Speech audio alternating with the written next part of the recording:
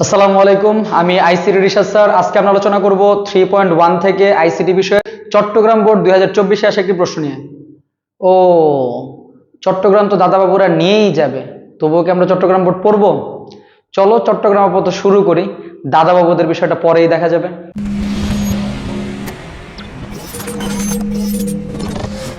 তো আমাদের এখানে মূলত একটা উদ্দীপক দেওয়া হয়েছে, যেখানে মূলত ক্রিকেট টুর্নামেন্টের প্রথম 3 ম্যাচে ক দলের ফারহান, ওয়াহিদ ও নাফিজের গড় রান যথাক্রমে 4D.3C in hexa and 127 in 8 in octal এবং 1010001 in 2 বাইনারি সংখ্যা পদ্ধতি দেওয়া আছে। এবং এখানে প্রশ্ন করা হয়েছে, 3টা প্রশ্ন নিয়ে আলোচনা করব, খ নাম্বার, গ নাম্বার এবং ঘ নাম্বার। যেখানে খ নাম্বারে বলা হয়েছে 7 এর পরবর্তী মান 10 যা ব্যাখ্যা করতে বলছে। দ্বিতীয় যে কোশ্চেনটা, যে ফারহানের গড় রানকে প্রচলিত সংখ্যা রূপান্তর করো, অর্থাৎ এখানে ফারহানের রান ছিল এটাকে কি বলছে, প্রচলিত সংখ্যা রূপান্তর করতে বলছে। 4 নম্বর বলছে ওয়াহিদ ও নাফিজের গড় রানের পার্থক্য যোগের মাধ্যমে নির্ণয় করো। তো আমরা যদি প্রথমে শুরু করি খ নম্বরের কোশ্চেনটা দেয়া, যেখানে বলা হয়েছে কি 7 এর পরবর্তী মান 10। তো আমরা যদি খেয়াল করি 7 এর পরবর্তী মান ইকুয়াল টু 10, এটা সম্ভব কিভাবে হয়? নরমাল একটা সংখ্যার সাথে পরবর্তী মান বের করতে বলে সেখানে কি করতে হয়, +1। তাহলে 7 + 1 = 10, এইটা ব্যাখ্যা করতে বলছে। এখন 7 + 1 = 10 এটা কিভাবে আমরা বলতে পারি? ধরো বাস্তব জীবনে আমরা যদি বলি যে 7 আর 1 যোগ করলে 8 হয়, বাট রিয়েল লাইফের ক্ষেত্রে এটা দশমিক সংখ্যা পদ্ধতির ক্ষেত্রে 8 হইতেছে, বাট এখানে যে মানটা দেওয়া আছে এটা হচ্ছে কি 10 দেওয়া আছে। এই 10টা কোন সংখ্যা পদ্ধতিতে হবে সেটা আমাদের বের করতে হবে। এটা বের করার জন্য আমরা যদি খেয়াল করি 7 + 1, তো আমরা নরমালি লিখতে পারি এখানে যে আমরা জানি 7 + 1 = 8, যেটা হচ্ছে ডেসিমাল সংখ্যা পদ্ধতিতে। এবং এই 8টা কোন সংখ্যা পদ্ধতিতে? এই 8টা 10 হবে কোন সংখ্যা পদ্ধতি? তার মানে এখানে আমরা n এর ভ্যালু বের করব। আমরা এর আগেও এই সেম টাইপের একটা কোশ্চেন আলোচনা করছিলাম, ওইদিন আমি বলছিলাম যেখানে কয়টা টেকনিক অ্যাপ্লাই করা যায়, কি কি টেকনিক অ্যাপ্লাই করা যায়। 2024 এর যে বোর্ডের প্লেলিস্টে আমাদের দেওয়া আছে, সেই প্লেলিস্টে তোমরা এই ভিডিওটা দেখে নিতে পারো। সেখানে আমি ডিফারেন্ট টেকনিক বলে দিয়েছিলাম। এখানে যদি আমি ডাইরেক্ট অ্যানসার বলে দিতেছি বা অ্যানসারের কাজ করতেছি, যে আমাদের দশমিকের যে 8 দেওয়া আছে সেটা হচ্ছে যদি আমরা অক্টাল সংখ্যা রূপান্তর করি তাহলে সেটা 8 এ আসবে। সেটা কিভাবে? যেমন এটা আমাদের দশমিক দেওয়া আছে, এটাকে যদি আমরা অক্টাল বানাতে চাই তাহলে আমরা রুলস 1 অ্যাপ্লাই করতে পারি। সেই ক্ষেত্রে আমরা এটাকে 8 দিয়ে ভাগ করলাম, ভাগ করে আমরা কি নির্ণয় করব, ভাগশেষ বের করব। এন্ড এটাকে ভাগ করলে কতবার যাবে, একবার, ভাগশেষ 0। এবং এগেইন যদি আমরা ভাগ করি 8 দিয়ে কতবার যাবে, 0 বার, ভাগশেষ 1। তাহলে সেই ক্ষেত্রে আমরা आंसर বলতে পারি 10 in 10। তার মানে এখানে যে কোশ্চেনটা বলা হয়েছে 7 এর পরবর্তী মান 10 ব্যাখ্যা করো, তার মানে 7 এর পরবর্তী মান মানে 7 + 1 = 10, that was possible in octal number system. তো আশা করি সবাই বুঝতে পারছো যে কিভাবে পরবর্তী মান। কারো কোনো প্রবলেম হলে আমাদের পূর্বের বোর্ডের কোশ্চেনটা তোমরা চেক করে আসতে পারো। এরপর যদি আমরা খেয়াল করি আমাদের 3 নাম্বার যে কোশ্চেনটা বলা হয়েছে, 3 নম্বরের কোশ্চেনে বলা হয়েছে ফারহানের গড় রানকে প্রচলিত সংখ্যা রূপান্তর করো। এখানে যদি খেয়াল করি আমাদের এখানে টুর্নামেন্টে 3 ম্যাচের ক দলের গড় রানের মধ্যে ফারহানের যে গড় রানটা সেটা হচ্ছে কত, 4D.3C। তার মানে আমরা যদি গ নাম্বারটা সলভ করতে যাই তাহলে এখানে বলছে 4D.3C, এটার বেস দেওয়া আছে হেক্সাডেসিমাল, যেটাকে আমাদের কিসে রূপান্তর করতে বলছে, প্রচলিত সংখ্যা। প্রচলিত সংখ্যা বলতে কি বোঝায়? আমরা বাস্তব জীবনে প্রতিনিয়ত হিসাব নিকাশের জন্য যে সংখ্যা পদ্ধতি ব্যবহার করি সেটা হচ্ছে প্রচলিত সংখ্যা। এবং বাস্তব জীবনে আমরা সংখ্যা পদ্ধতির মধ্যে দশমিক বা ডেসিমাল সংখ্যা ব্যবহার করি, যেখানে 0 থেকে 9 পর্যন্ত 10টা অঙ্ক আছে। তার মানে এখানে আমাদের প্রচলিত সংখ্যা বলতে হেক্সাডেসিমাল সংখ্যাটাকে আমাদের 0 এবং 1 এ ডেসিমাল সংখ্যায় কনভার্ট করতে বলা হয়েছে। তাহলে ওই অনুপাতে যদি খেয়াল করি এটাকে আমরা কিসে রূপান্তর করব, ডাইরেক্ট 10-এ, যেটাকে আমরা বাংলা লিখতে পারি যে এতকে প্রচলিত সংখ্যা রূপান্তর করা হলো। এন্ড দেন এখানে আমরা অ্যাপ্লাই করতে পারি রিশাদ স্যারের রুলস নাম্বার 2, যেখানে দেওয়া হয়েছে এরকম একটা সংখ্যা, যেখানে আমরা কি করতে পারি, প্রত্যেকটা অঙ্ককে তার নিজ বেস দ্বারা গুণ, অর্থাৎ 4 × 16 এবং d হচ্ছে 13 × 16। আমরা জানি d হচ্ছে হেক্সাডেসিমালের একটা সংখ্যা যার ডেসিমাল ভ্যালু হচ্ছে কত, 13। কিভাবে আসছে, ডেসিমালের 9 হেক্সাডেসিমালের 9 বোথ আর ইকুয়াল। ডেসিমালের ক্ষেত্রে আমরা কি ব্যবহার করতে পারি, 9 এর পরে 10, বাট হেক্সাডেসিমালের 9 এর পরে কত আসে, a আসে। তার মানে a = 10, তো b = 11, c = 12, d = 13। আমি সেই জিনিসটা এখানে অ্যাপ্লাই করছি। দেন পয়েন্ট আছে, দেন বাকি যেটা আছে 3 × 16 এন্ড c মান আমরা কত জানি, 12 × 16। এই হচ্ছে আমাদের ভ্যালুটা। এবং সেকেন্ড কি জানি আমরা, প্রত্যেকটা সংখ্যার মধ্যবর্তী সম্পর্ক কি হবে, প্লাস, এবং বেজের উপর আমরা কি বসাই, ক্রমিক সংখ্যা।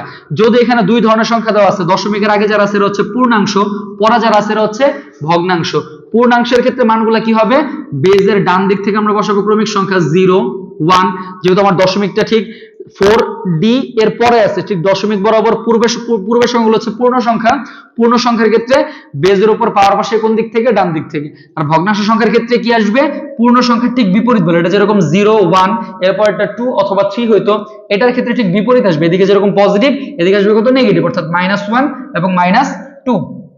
এবার যদি আমরা খেয়াল করি এই জায়গায় যদি আমরা ক্যালকুলেট করি 4 × 16 ইনভার্স 1, তার মানে 16 মানে হচ্ছে 16 এর উপর 1 মানে হচ্ছে 16, 4 16 কত হয় 64 প্লাস কোন সংখ্যার উপরে 0 মানে হচ্ছে 1, 1 এর সাথে 13 গুণ করলে কত হবে 13 প্লাস 16/3। এখানে যদি আমরা ক্যালকুলেট করি লাইক এটাকে আমরা ডাইরেক্ট ক্যালকুলেটরে বসাই দিলে হবে, অথবা আমি এটাকে এইভাবে লিখতে পারি 3/16 টু দি পাওয়ার 1 প্লাস এখানে লিখতে পারি আমরা 12/16 স্কয়ার। তো এটাকে তোমরা ক্যালকুলেট করো, এখানে যদি আমরা যোগ করলে কত আসবে, লাইক 77 যোগফল প্লাস এখানে যদি আমরা ক্যালকুলেট করি, তোমাদের কাছে যদি ক্যালকুলেটর থাকে তাহলে একটু ক্যালকুলেট করে অবশ্যই এগুলোর যোগফলটা দেখে এটার অ্যানসারটা কত হয় আমাকে কমেন্ট বক্সে জানাতে পারো। এর পরবর্তীতে আমরা যদি খেয়াল করি তো এইখানে যে কোশ্চেনের মানটা হবে সেই মানটা সবে আমাকে যে মানটা পাওয়া যাবে সেটা হবে ডেসিমাল সংখ্যা। এই মানটার এই ক্যালকুলেশন করে কত পাওয়া যেতেছে সেটা আমাকে সবাই কমেন্ট বক্সে জানাও, এন্ড অ্যানসারটা আমার সাথে মিলিয়ে দেখতে পারো কমেন্ট বক্সে। এখানে আমি অ্যানসারটা বলতেছি না, আমি কমেন্টে অ্যানসারটা দিয়ে দিব, খেয়াল রাখবা। এরপর যদি আমরা খেয়াল করি আমাদের ঘ নাম্বারের কোশ্চেনটা, এটা ছিল আমাদের 3 নাম্বার, যে ফারহানের গড় রান, এই হচ্ছে ফারহানের গড় রান, যেটাকে আমরা প্রচলিত সংখ্যা অর্থাৎ ডেসিমাল সংখ্যায় রূপান্তর করে দিলাম। এরপর যদি খেয়াল করি 4 নাম্বার প্রশ্নটা, যেখানে আমাদের বলা হয়েছে যে ওয়াহিদ ও নাফিজের গড় রানের পার্থক্য, অর্থাৎ ওয়াহিদের রান হচ্ছে এটা এবং নাফিজের রান হচ্ছে এটা, এই দুইটার এই গড় রানের পার্থক্য যোগের মাধ্যমে। এখন আমরা জানি কোন সংখ্যার পার্থক্য যখন যোগের মাধ্যমে নির্ণয় করতে হয় সেখানে আমরা কি অ্যাপ্লাই করি, 2's কমপ্লিমেন্ট। এই বিষয় সম্পর্কে আমি প্রিভিয়াস 3টা ভিডিওতে আলোচনা করছি 2's কমপ্লিমেন্ট সম্পর্কে, তোমরা একটু দেখে আসতে পারো। এছাড়াও আমাদের অনলাইনে যে ক্লাসগুলো আছে, লাইভ ক্লাস যেগুলো আছে, অথবা আমরা ফেব্রুয়ারি থেকে হচ্ছে একটা প্যাকেজ কোর্স ডিক্লেয়ার করতেছি পুরো বাংলাদেশের জন্য, যেখানে জানুয়ারিতে থাকছে স্পেশাল ডিসকাউন্ট, ফেব্রুয়ারির প্রথম 2 সপ্তাহ থাকতেছে স্পেশাল ডিসকাউন্ট। সো এই ডিসকাউন্টে তোমরা আমাদের প্যাকেজ কোর্সগুলোতে জয়েন করতে পারো, যেখানে 24 থেকে 30টা আইসিটির উপরে ক্লাস দেওয়া হবে, যার উপর ভিত্তি করে বাংলাদেশের যে কোনো বোর্ড থেকে 100% কমনের 100% নিশ্চয়তা দেওয়া হবে। ইভেন তো যদি কোনো বোর্ডে যদি কোনো কোশ্চেন, একটা কোশ্চেনও যদি মিসিং থাকে, সেই ক্ষেত্রে সম্পূর্ণ টাকা ফেরত দেওয়া হবে। তো তোমরা সেই প্যাকেজটার জন্য আমাদের হোয়াটসঅ্যাপ নাম্বারে যোগাযোগ করতে পারো, অথবা ফেসবুক অথবা ইউটিউবে আমাদের সাথে কমিউনিকেট করতে পারো। ধন্যবাদ। এরপর যদি আমরা খেয়াল করি আমাদের 4 নাম্বার যে ওয়াহিদ ও নাফিজের গড় রানের পার্থক্য, তাহলে এখানে 2টা রান দেওয়া আছে, হচ্ছে 2টা রান, যেখানে আমাদের যদি খেয়াল করি ওয়াহিদের যে রানটা দেওয়া আছে, অর্থাৎ ঘ নাম্বারের জন্য ওয়াহিদের রান দেওয়া আছে কত 127, যেটার বেস দেওয়া আছে কত আমাদের 8 দেওয়া আছে, এবং দ্বিতীয় যেটা দেওয়া আছে নাফিজের রান সেটা বাইনারিতে আছে। আমি পরিপূরকের সময় বারবার বলছি যে কোনো সংখ্যা পদ্ধতি থাকুক সেটাকে আগে ডেসিমেলে কনভার্ট করে নিবা, বাট তোমরা কি করো এখান থেকে তোমরা এটাকে বাইনারি করে ফেলো, এন্ড দেন তোমরা কোনটাকে পূরক করবা কোনটাকে করবা না এইটাই তোমরা বুঝতে পারো না। তাই এই ধরনের ম্যাথগুলো ঠিক এই টেকনিকে না কইরা এই ম্যাথগুলোকে সবসময় ডেসিমেলে কনভার্ট করে ফেলবো। তার মানে আমরা যদি এখানে ডেসিমেলে কনভার্ট করি কত আসবে 1 × 8 plus 2 × 8 plus 7 × 8 0 1 2 and it was 64 plus 16 plus 7 87, যেটার বেস হচ্ছে কত 10। একই সাথে আমরা নাফিজের রানটাকেও আমরা কনভার্ট করতে পারি, যদিও নাফিজ এটা বাইনারিতে আছে, এটাকে আমাদের পরবর্তীতে বাইনারি নিতে হবে, বাট ডেসিমাল করার একমাত্র রিজন হচ্ছে পরিপূরকের সময় কোন সংখ্যাটা বড় বা ছোট সেটা বোঝাটা খুবই জরুরি, খেয়াল রাখবা। যদি আমি বলে দিলাম খেয়াল রেখো এটা। এরপরে কি বলছে আমাদের নাফিজের সংখ্যা, সো আমরা যদি নাফিজেরটা খেয়াল করি নাফিজ, সো নাফিজের ক্ষেত্রে কত আসছে 1010001, এটার বেস হচ্ছে কত 2। আমরা এখানে বাইনারি কোড ব্যবহার করতে পারি, বাইনারি কোড ব্যবহার করে আমি ডাইরেক্ট বলতে পারি 1 2 4 8 16 32 and 64, 64 আর 16 হচ্ছে 80 আর একে হচ্ছে 81 in 10।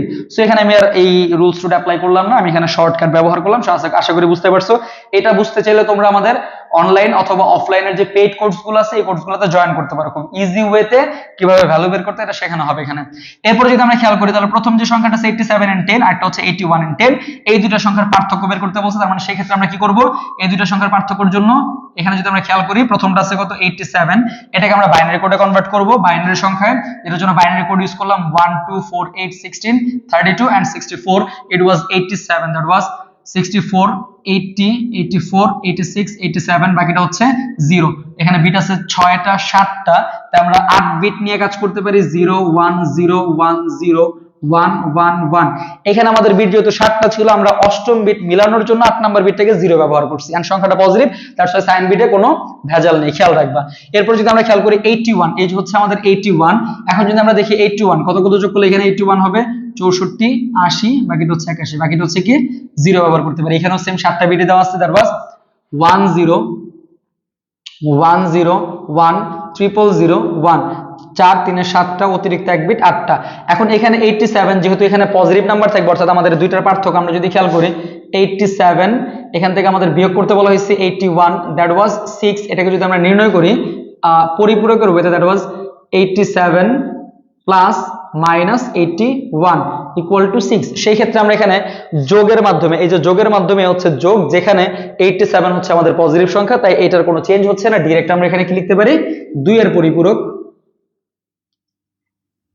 এন্ড দেন আমরা কি করতে পারি এই যে সংখ্যাটা এই সংখ্যাটা থেকে আমরা কি বের করতে পারি -81 বের করতে হবে সো আমরা -81 কিভাবে বের করতে পারি আমরা জানি একের পরিপূরক 0 এর জায়গায় 1 এবং 1 এর জায়গায় 0 করলে এটা কি হয় পরিপূরক ভ্যালু যেটাকে বলা হয় বিপরীতকরণ করা সো 0 এর জায়গায় 1 0 1 0 1 1 1 0 এটাকে বলা হয় কি একের পরিপূরক আর যেটাকে ইউজ করলাম আমরা এটাকে বলা হয় প্রকৃত মান অর্থাৎ 81 এর প্রকৃত মান অবশ্যই তোমরা পরিপূরক করার সময় এই সাইড নোটগুলো দিবা যদি সাইড নোট না দাও সেই ক্ষেত্রে তোমাদের রাইট ম্যাথে 1 মার্ক কেটে দেবে খেয়াল রাখবা এই হচ্ছে একের পরিপূরক আমরা জানি 2 এর পরিপূরক কাকে বলে একের পরিপূরকের সাথে 1 যোগ করলে কি পাওয়া যায় 2 এর পরিপূরক পাওয়া যায় তাহলে এই হচ্ছে আমার একের পরিপূরকের ভ্যালু যার সাথে যদি আমরা +1 করি 0 + 1 = 1 বাকি যা আছে তাই 1 1 1 0 1 0 1 এই যে আমরা পাইলাম এটাকে কি বলা হয় 2 এর পরিপূরক নাও যদি আমরা খেয়াল করি আমাদের বলছে এই দুইটা সংখ্যার পার্থক্য যোগের মাধ্যমে তার মানে 87 এর ভ্যালু হচ্ছে এটা 81 এর ভ্যালু হচ্ছে এটা এই দুটোকে যদি আমরা যোগ করি 87 = 0 1 0 1 0 and 111 এরপর যদি খেয়াল করি -81 that was 1 0 1 0 1 1 1 1 and এখানে যদি আমরা খেয়াল করি আমরা যদি যোগ অপারেশনটা চালাই 1 + 1 = 10 10 এর 0 ক্যারি হচ্ছে 1 সেই 1টা এখানে দিলাম 111 এ হচ্ছে 1 ক্যারি 1 সেই 1টা এখানে দিলাম 111 এ 1 ক্যারি 1 110 110 110 110 110 ক্যারি 1 আমি যেখানে যোগের পদ্ধতিটা অ্যাপ্লাই করছি যদি অনেক ফাস্ট ছিল তোমরা যদি এরকম ফাস্ট ওয়েতে একদম সঠিকভাবে যে কোনো সংখ্যা পদ্ধতির যোগ সেটা হোক বাইনারি বা অক্টাল বা হেক্সা বা যে কোনো সংখ্যা পদ্ধতির যোগ যদি করতে চাও আমাদের পেইড কোর্সগুলোতে জয়েন করতে পারো তো এবার যদি আমরা খেয়াল করি এখানে যদি বিট কাউন্ট করি 1 2 3 4 5 6 7 8 9 সো আমরা জানি যে 2 এর পরিপূরকের ক্ষেত্রে যে ক্যারি বিটটা থাকে বা নবম বিট যেটা থাকে বা ক্যারি বিট যেটা থাকে এই ক্যারি বিটটা কি করতে হয় বর্জনীয় ক্যারি বিট বর্জনীয় তো এই হচ্ছে আমাদের কনসেপ্টটা যেখানে এই যে সংখ্যাটা আছে এটাকে বলা হয় কি 2 এর পরিপূরক তো যে এখন যে আমরা অ্যানসারটা লিখলাম এই অ্যানসারটা সঠিক কিনা বা ভুল কিনা এটা যাচাই করার জন্য তোমরা নিজেরা এটার মান চেক করে দেখতে পারো অথবা এক্সাম হলে এই ধরনের ম্যাথে আমরা ম্যাথগুলো কমপ্লিট করার পরে সেই ম্যাথটা সঠিক নাকি ভুল সেটা যাচাই করব কিভাবে এই যাবতীয় টেকনিকগুলো জানার জন্য আমাদের অফলাইন অথবা অনলাইনের পেইড কোর্সগুলোতে জয়েন করতে পারো তো আশা করি সবাই বুঝতে পারছো কারো কোনো প্রবলেম থাকলে কমেন্ট বক্সে জানাতে পারো সবাই ভালো থাকবা আর আমাদের পরবর্তী ভিডিওগুলো পাওয়ার জন্য চ্যানেলটাকে লাইক দিয়ে সাবস্ক্রাইব করে পাশেই থাকো ধন্যবাদ